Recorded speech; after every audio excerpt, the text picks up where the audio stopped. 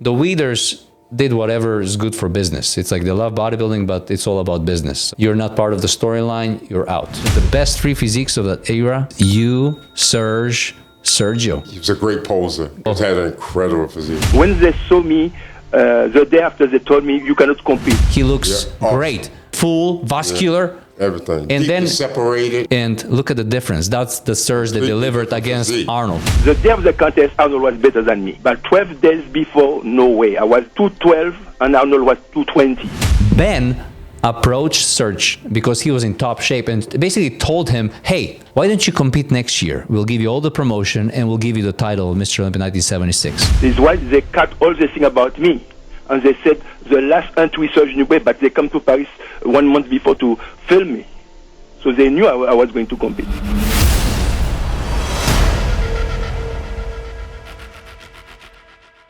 Don't you think that anybody else has a chance to beat you like Robby Robinson? No, come on, Joe. You got to be more powerful than anything that can happen. I think that Robby's gonna be the great black hope. If you let anything crack, just you don't.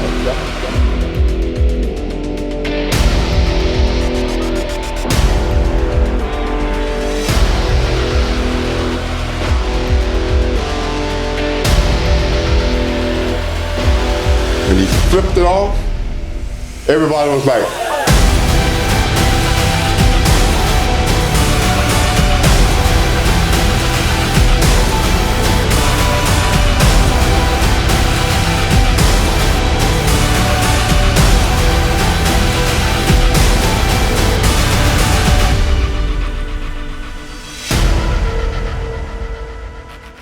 Serge Nubret. You know Serge, you competed against Serge. So he had an incredible physique. Insane physique. Insane physique. I would say the best three physiques of that era.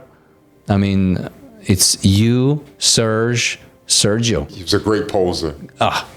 So here's the story about Serge. The pumping iron says he was a late entry. An unexpected entry in the tall class of the Olympia contest. Serge Nubret, 41 years old, 6 feet, 200 pounds. Mr. France, and a movie and television star in Europe. He wasn't a late entry. No, he wasn't. He was re-entered into the contest the night of the contest. This contest, I was in very, very good shape 12 days before. And when they saw me, the day after they told me, you cannot compete. They did not tell me why. So I stopped training. I stopped dieting for 12 days. I lost 12 pounds. And then the day before the prejudging, they told me, okay, Serge, you can compete. So basically what happened was, 2 weeks prior to the Olympia, Nubret got crossed out from the list. Reason being, well, there are a couple of stories, but Ben Weider accused him of being in a porn movie. Yeah, wrong. He wasn't in a porn movie, it was an erotic movie. Ben's rendition is that he told Serge a couple weeks ago he can't compete because he was involved in these films. Ben's rendition doesn't make any sense. Now, the other side, Serge Nubret's side, and there's another person I spoke to who wanted to remain anonymous. Serge told them that Ben approached Serge and asked him to drop out because if he dropped out, he would make sure he got all the fairness and all the promotion for next year's Olympia. In fact, it almost guaranteed him a win. Ben approached Serge because he was in top shape and basically told him, hey, why don't you compete next year? We'll give you all the promotion and we'll give you the title of Mr. Olympia 1976. Yeah. Because he was dangerous. He was in good condition. Mm-hmm. And Serge was like, I've been training for this all year long. I'm not going to get out. Yeah. So they take him out 2 weeks prior. This is how he looks. He looks great. I mean, full, vascular. Everything. And Deeply then separated. Everything. Look at us, that waistline and the abs. Yeah. And then for 2 weeks, he got depressed. He stopped eating because he was crushed. And then the night before, they're like, okay, you can compete now. And look at the difference. That's the Serge that delivered against Arnold. If you looked that good 12 days before, why did you change anything? Why lose 12 pounds? No, because I was so annoyed about what they said, you know. You know, when you have been training for 3 months for the contest and you come to the country, they tell you you cannot compete. I stopped eating. I stopped training. I could not eat for 12 days. And I never went to the gym. I went to the gym only the first day when I arrived in South Africa.